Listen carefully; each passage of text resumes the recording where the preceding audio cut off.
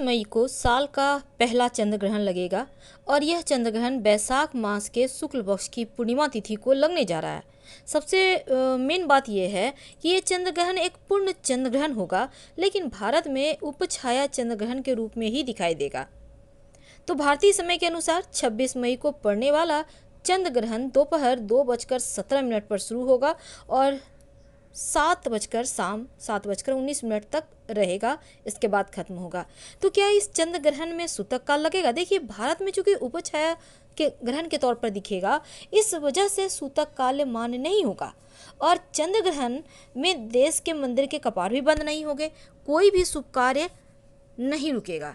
वैसे तो आपको पता है चंद्र ग्रहण 3 तरह के होते हैं: पूर्ण चंद्र ग्रहण, आंशिक चंद्र ग्रहण और उपछाया चंद्र ग्रहण।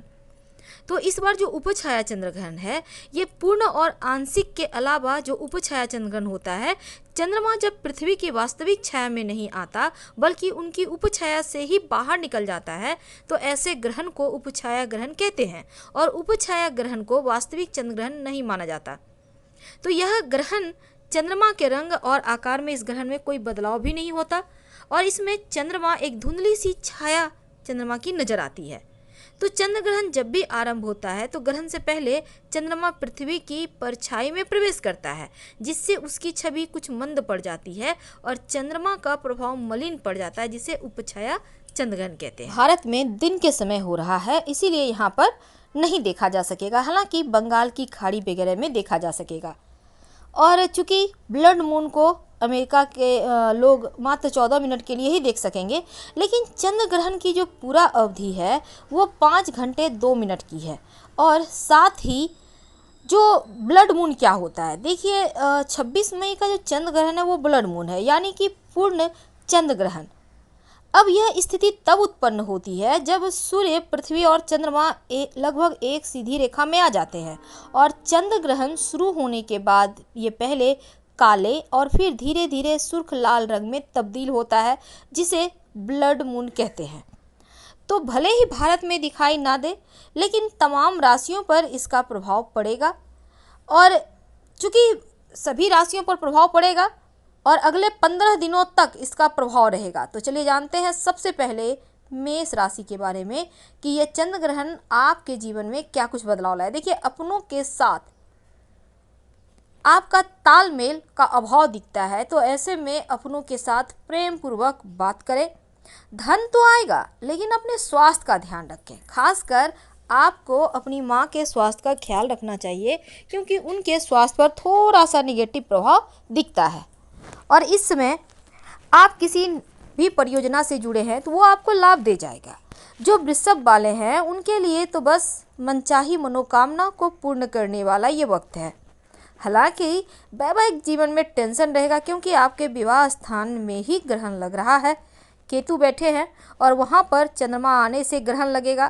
तो ऐसे में अपने जीवन साथी के स्वास्थ्य का ध्यान रखें, अपनी वाणी पर कंट्रोल रखें, क्योंकि आपकी वाणी इस समय ऐसी निकलेगी कि लोग बेवजह हर्ट होंगे, आपको समझ में भी नहीं आएगा।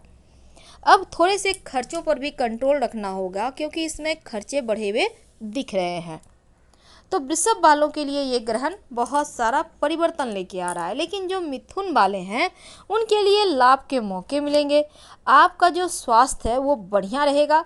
आपका तनाव थोड़ा बहुत तो रहेगा, क्योंकि यहाँ पर थोड़ी सी मन की समस्याएं परेशान करेंगी। बेवजह के बाद विवाह तर्क वितर्क से दूर रहें और अपना ध्यान कहीं और लगाएं। सकारात्मक सोच के साथ आगे बढ़ें तो आपके जीवन में ये ग्रहण उतना भी बुरा प्रभाव नहीं देगा। अब बात करें अगर हम यहाँ पर कर्क वालों की, तो देखिए कर्क वालों, ये जो ग्रहण है ना आपके जीवन में बहुत सारे बड़े बदलाव लेकर आया है।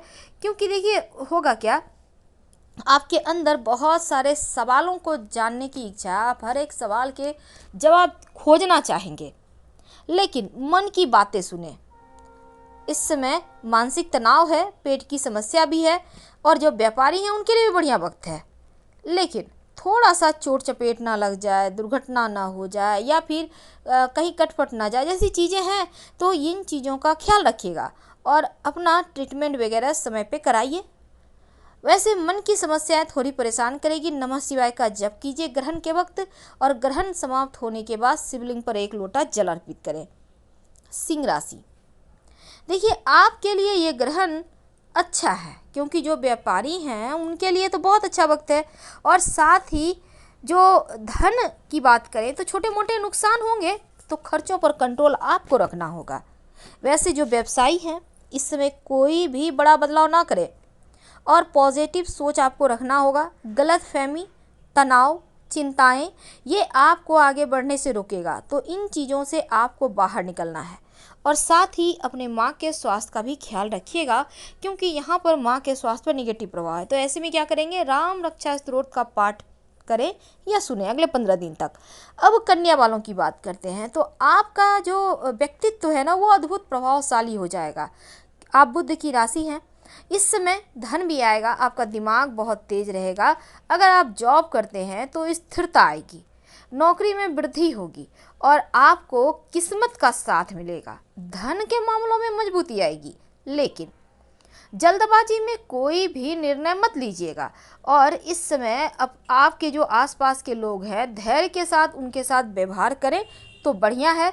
नमः शिवाय का जप करें तो आपको राहत मिलेगी। तुला राशि, प्रेम के लिए अच्छा है, प्रेम विवाह भी हो सकता है अगले 15 दिन तक। धन के मामलों में किसी पर भरोसा ना करें। अगर आप व्यवसायी हैं तो अपनी चीज़ों का खुद आप देख रेख करें, किसी को ना तो पैसे उधार दें ना ही इसमें कहीं इन्वेस्ट करें। अगर करना भी है तो बहुत सोच समझ कर कीजिएगा। और साथ साथ अपना स्वास्थ्य का ख्याल बनाए रखें क्योंकि यहाँ पर नियमित रूप से अगर आप चिकित्सीय जांच लेते हैं तो बढ़िया है।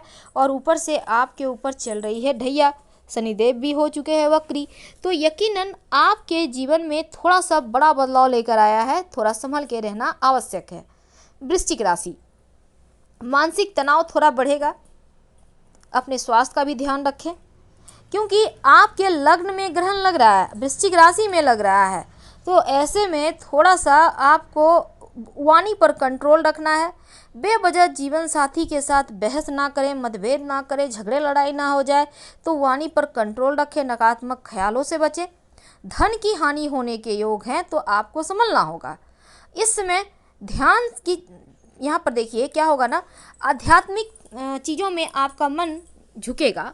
और हालांकि जो धनु वाले हैं उनके लिए भावनाओं को आप अच्छे से व्यक्त कर सकते हैं, लेकिन वाणी पर कंट्रोल करना होगा। बेवजह की बात विवाद से आपको दूर रहना अच्छा है। कहीं चोट चपेट ना लग जाए, गिर ना जाए, या फिर थोड़ी टेंशन है तो कहीं नींद कम ना आए, जैसी चीज़ें हैं। थोड़ा बहुत स्वास्थ्य के ऊपर भी प्रभाव है। तो आपको अगले 15 दिन तक नियमित रूप से शिव जी को 1 लोटा जल अर्पित करना है ताकि शांति मिले, सुकून मिले। राम रक्षा स्तोत्र का पाठ कर सकते हैं या सुन सकते हैं। मकर राशि, देखिए जीवन में प्रेम बढ़ेगा, आर्थिक लाभ के लिए भी ये समय बढ़िया है। और लेकिन आपको अपने पर्सनल लाइफ में, निजी जीवन की, देखिए यहाँ पर पार्टनर के साथ संबंध प्रभावित हो सकता है, तो पर्सनल लाइफ का आपको बहुत ध्यान रखना है और यहाँ धैर्य के साथ आगे बढ़ना है। देखिए रिश्तों में छोटी मोटी चीज़ों को इग्नोर करके आगे बढ़ें। और धन तो आ रहा है तो कोई खास टेंशन नहीं है, बस थोड़ा सा सावधान रहना है कि आपके जो घर परिवार का माहौल है वो थोड़ा दूषित होगा। तो नमः शिवाय का जप करें, वही रक्षा करेंगे। कुंभ राशि, जीवन में प्रेम का आगमन होगा, यानी आप सिंगल हैं तो कोई आ सकता है या फिर ट्रायंगल भी बन सकता है क्योंकि इस समय आप किसी के प्रति आसक्ति या मतलब झुकाव थोड़ा सा महसूस करेंगे। जो व्यापारी हैं छोटे मोटे उतार चढ़ाव होते रहेंगे, तो इस मामले में बहुत अच्छा नहीं है। लेकिन आप अपने कार्यस्थल पर सामंजस्य बनाए रखें और इस समय अपने स्वास्थ्य का भी ध्यान रखें। बेवजह की यात्रा वगैरह करने से बचिएगा क्योंकि यात्रा से कोई खास लाभ नहीं दिखता है। अब हम अगर जानेंगे मीन वालों की बात, देखिए इस समय आपको कोई भी बड़ा बदलाव नहीं करना है। चाहे आप व्यापारी हैं या जॉब करते हैं, हर जगह आपको फूक फूक कर कदम उठाना है। अपने माँ के स्वास्थ्य का ध्यान रखें क्योंकि माँ के स्वास्थ्य पर निगेटिव प्रभाव है। बच्चों के ऊपर भी देखभाल करने की आवश्यकता है। बेवजह तर्क वितर्क से बचिए, नहीं तो आप परेशान हो जाएंगे। और गलतफहमी को दूर रखने के लिए बातचीत कायम रखें क्योंकि इस समय आप जो मीन वाले हैं यहाँ पर आपके मन मस्तिष्क पर टेंशन है। कुछ चीज़ें आप इग्नोर कर सकते हैं और मन में बहुत सारे ख्यालात हैं तो उसमें बुरी चीज़ों को ज़्यादा प्राथमिकता नहीं दें, वरना आप बुरी तरफ फंस जाइएगा। तो अच्छी चीज़ें सोचें, सब अच्छा होगा। नमः शिवाय का खूब जप करें। तो कौन सी राशि पर शनिदेव की कितनी कृपा बरसेगी? देखिए, मेष वालों, गलत कार्यों से धन प्राप्त करने की कोशिश ना करें, वाणी पर कंट्रोल रखें। वृषभ वालों, भ्रम की स्थिति से बाहर निकलें, जल्दबाजी में कार्य ना करें, दूसरों का अपमान ना करें। मिथुन वालों, क्रोध ना करें वरना हानि होगी और अपने आचरण पर ध्यान दें। कर्क वालों, योजना बनाकर कार्य करें, वचन निभाने की कोशिश करें, धोखा मिलने के योग हैं, सावधान रहें। सिंह वालों, धन के मामलों में कोई रिस्क ना लें, बिना सोचे विचारे कोई भी कार्य ना करें, किसी कार्य में सफलता भी मिल सकती है। कन्या वालों, थोड़ी सी अज्ञात भय बन रहा है, मन में विचार को पॉजिटिव रखें और संबंधों में मधुरता रखें, अहंकार ना करें। तुला वालों, धन तो आएगा पर परिश्रम करना होगा, बेवजह खर्च ना करें। वृश्चिक वालों, महत्वपूर्ण निर्णय लेने से पहले सभी विशेष जानकारी अवश्य आप पहले हासिल कर लें और जल्दबाजी में कोई काम न करें, रणनीति बनाकर आगे बढ़ें। धनु वालों, ज्ञान में वृद्धि होगा, सीखने के लिए बहुत अच्छा वक्त है, कहीं पैसे इन्वेस्ट करते हैं तो सफलता मिलेगी। मकर वालों, तनाव और भ्रम की स्थिति बन सकती है, यहाँ से निकलिए। थोड़ी सी सावधानी रखें, धैर्य भी बनाना है और निर्णय लेने से पहले आप जो जानकार लोग हैं उनसे मदद ले लें। धन सेहत दोनों की सावधानी रखनी है। जो कुंभ वालों हैं, भविष्य को लेकर थोड़ी चिंताएं हैं, धन बचत तो करेंगे पर कर्ज लेने से बचिए, कर्ज देने से भी बचिए। मीन वालों, स्वास्थ्य का ध्यान रखें, संपर्कों से लाभ उठाने में सफल रहेंगे, धन तो आएगा पर परिश्रम कराएगा, हालांकि जीवन साथी के स्वास्थ्य की चिंता रहेगी। हम आपसे विदा लेते हैं। जानकारी अच्छी लगे तो लाइक कर सब्सक्राइब करें।